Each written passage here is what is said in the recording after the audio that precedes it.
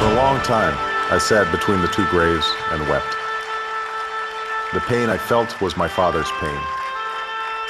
My questions were my brother's questions. Their struggle, my birthright.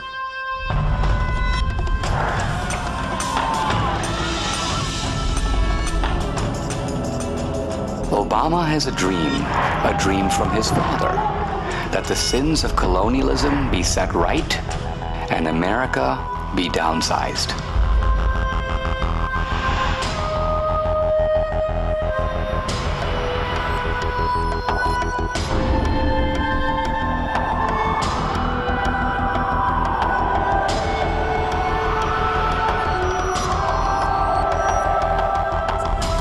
It's been a long time coming, but tonight, because of what we did on this day, in this election, at this defining moment, change has come to America.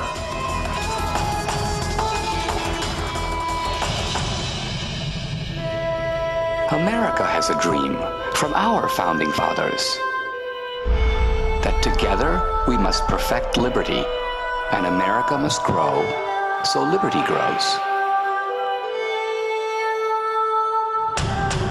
Which dream will we carry into 2016?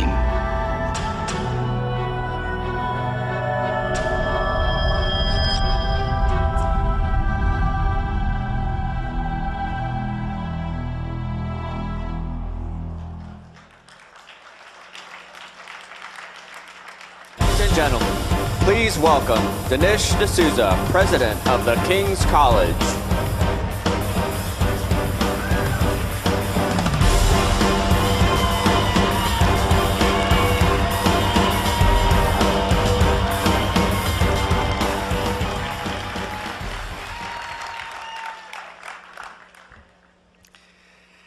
Thank you very much. It's a real pleasure to follow Bobby Jindal. I want to welcome you all to Indian American Morning at CPAC. Woohoo!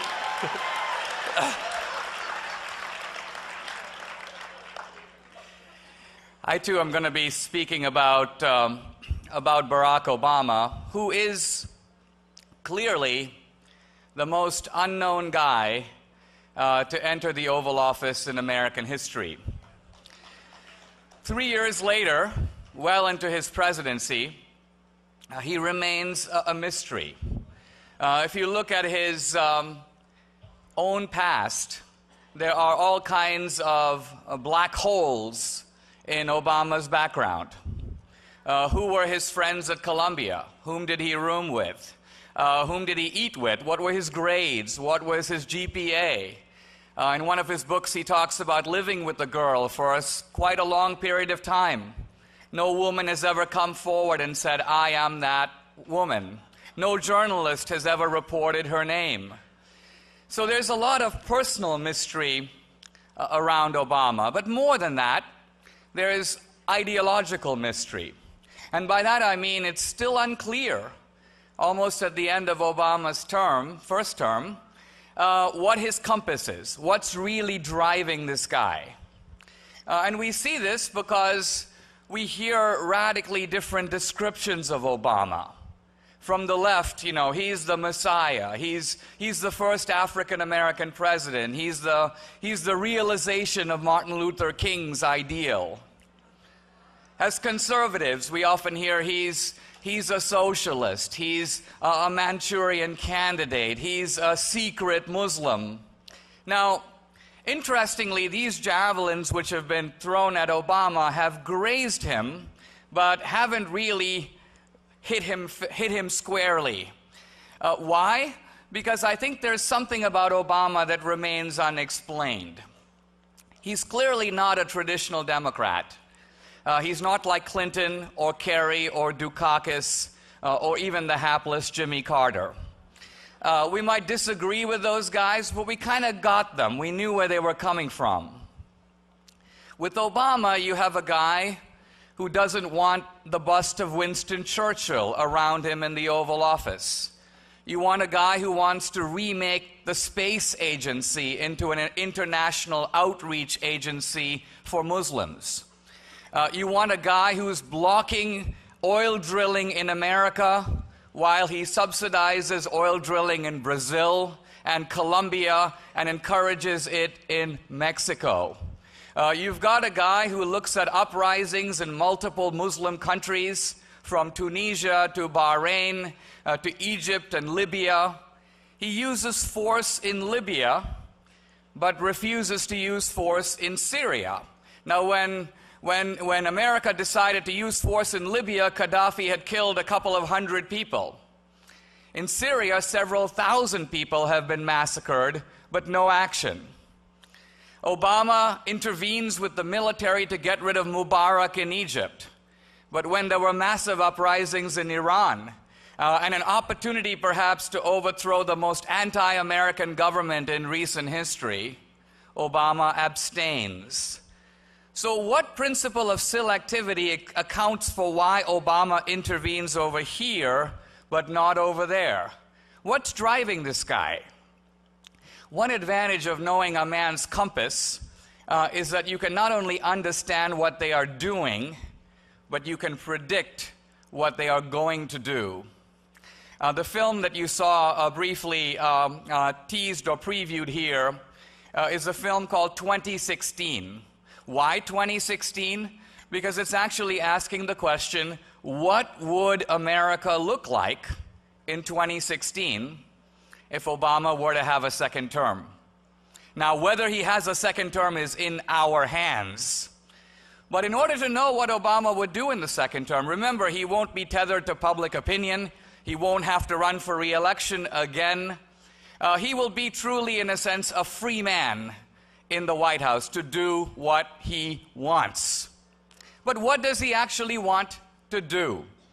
Another way to ask that question is simply to ask, what is Obama's dream? Is it the American dream? Is it Martin Luther King's dream? Surprisingly, no. The American dream actually made Obama's success possible. But when he was explicitly asked, is America unique? Do you believe in American exceptionalism? He said, no, we're no more exceptional than the Brits or the Greeks. Interestingly, Martin Luther King's dream made Obama's success possible. And yet, never in his life, not even in his famous race speech in Philadelphia, has Obama explicitly or articulately defended the colorblind ideal. He benefits from it, but it's not his dream. So what is Obama's dream? Fortunately, we don't have to speculate or guess. All you have to do is pick up his own autobiography, and it says it right there on the cover. Dreams from my father. Now, notice that the title is not Dreams of My Father. Obama's not writing about his dad's dreams. Dreams from my father means here are the dreams that I, Obama, got from my dad. And who was his father? His father was a man who grew up in Kenya when Kenya was fighting for independence from the British. Ideologically, his father was an anti-colonialist. Now, this is a little bit of a strange term to some Americans, anti-colonialism. But I grew up in India. India was a colony of the British. So I understand the anti-colonialism, I think, pretty well. Who was an anti-colonialist? My dad, my grandfather, my uncles, everybody I knew. And what is this anti-colonialism? It is, in fact, the most powerful ideology in Asia and Africa and South America in the past 100 years.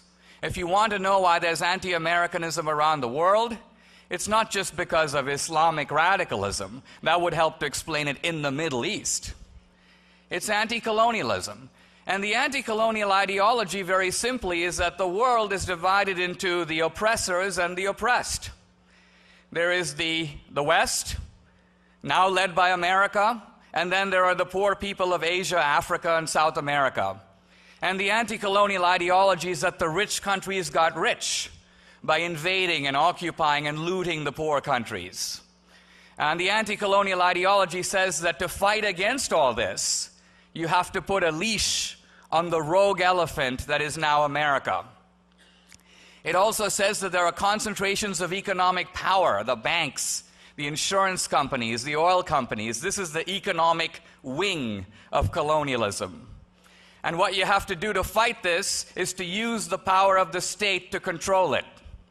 In 1965, Barack Obama Sr. wrote an article in the East Africa Journal in which he asked, what does the country do when you have powerful concentrations of economic power at the top? And Obama said, this is Obama Sr., we have to have confiscatory tax rates, high tax rates. How high? I quote him now, tax rates of up to 100%. 100% taxation. Now you might say this is a little bit nuts, but actually if you plug in the anti-colonial idea, it's not. Why? Because if one of you were to come to my house and steal all my furniture, what's the appropriate tax rate for you? 100%. Why? Because it's not your furniture. Now, the remarkable thing about this anti-colonialism is that Obama writes in his book that he went to his father's grave and he flung himself on the ground and he wept. And he says, quote, "Through Africa's red soil I spoke to my father." It's a little creepy. His father's been dead for years. But Obama's trying literally to get the man out of the ground. But he can't. And so he comes to a kind of epiphany, an amazing sort of realization. He says, I can't have my dad, so I'll take his dream. That's the meaning of dreams from my father. And I think that if you take the anti-colonial ideology of the father and apply it to the actions of the son, you will see a jigsaw pattern come together. All kinds of facts about Obama that are obscure, that have never been explained, including his infatuation with the Reverend Jeremiah Wright, with Bill Ayers. These are the guys I call Obama's founding fathers. All of this comes to light when you put the jigsaw together. So in this film, which is going to be in theaters in the summer, it's a big film. Our producer is the guy who made Braveheart and Jurassic Park and Schindler's List.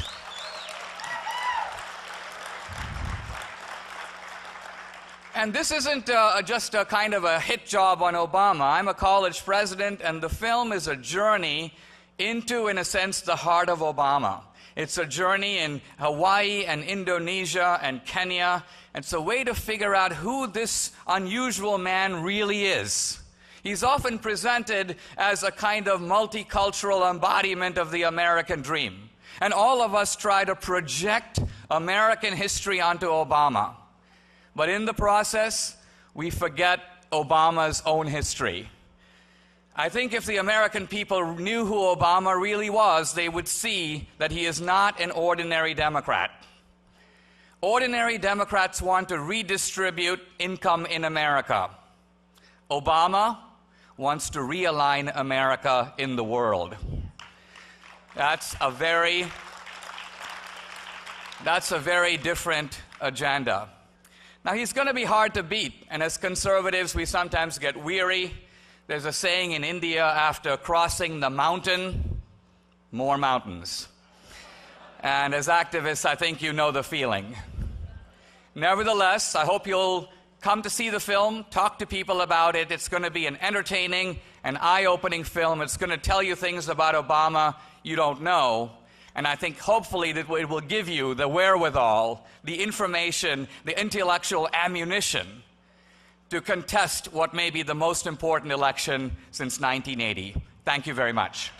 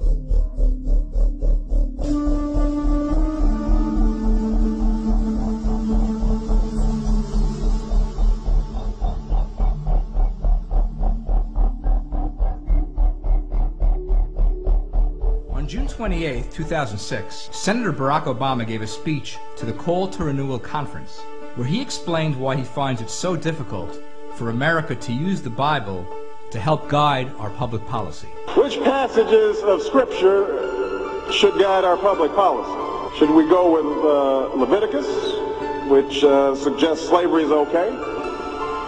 Or we could go with Deuteronomy, which suggests stoning your child if he strays from the faith? Or should we just stick to the Sermon on the Mount, a passage that is so radical that it's doubtful that our own Defense Department would survive its application? Folks haven't been reading their Bible. Senator Obama, after you so arrogantly mocked and ridiculed the books of Leviticus, Deuteronomy, and the Sermon on the Mount, taking those passages of the Bible so painfully out of context, you then condescendingly stated that, quote, folks haven't been reading their Bible, unquote, as if the American people don't know what's in there. The real question is, do you know what's in there, Senator? For instance, did you not know that most Christians and historians agree that the Sermon on the Mount contains the most spiritually inspiring words ever uttered by Jesus Christ or any other religious leader? And as far as your sarcastic remark regarding the Defense Department not being able to survive the Sermon on the Mount's application, I can assure you, Senator, that Christ would never advocate turning the other cheek to terrorists and America's enemies, as your smug laughter so clearly implied. And did you not know, Senator Obama, that the book of Deuteronomy, which you also arrogantly mock and ridicule, is what gave us the Ten Commandments? Folks, all those condescending remarks distorting our Judeo-Christian Bible did not come out of the mouth of Barack Obama's pastor, Jeremiah Wright. No, they came straight out of the mouth of Barack Obama. Folks haven't been reading the Bible. Paid for by phforamerica.com.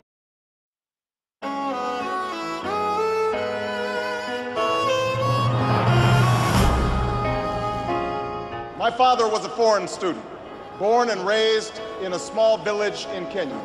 He grew up herding goats.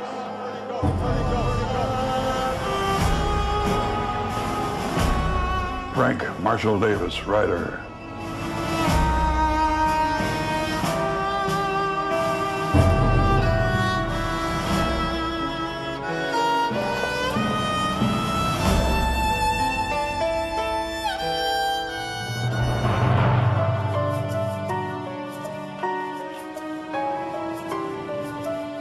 I have a collection of intimate portraits called horizontal cameos.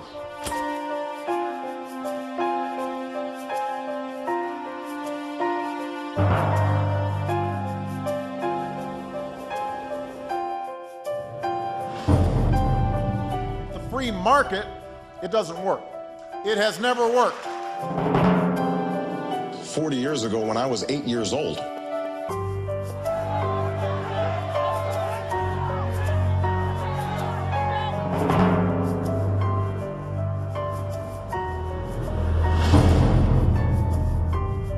the American people will embrace the change.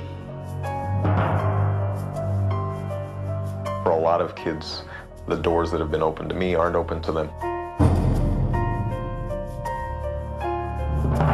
Obama needs us, Acorn, but we need Obama, don't we?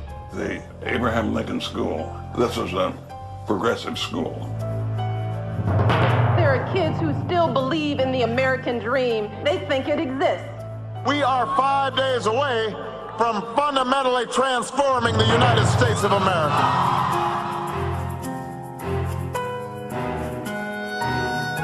In the last few decades, the average income of the top 1%, take it then from the carelessness of the money drunk, the breathtaking greed of a few, place it in the reaching hands of the little people.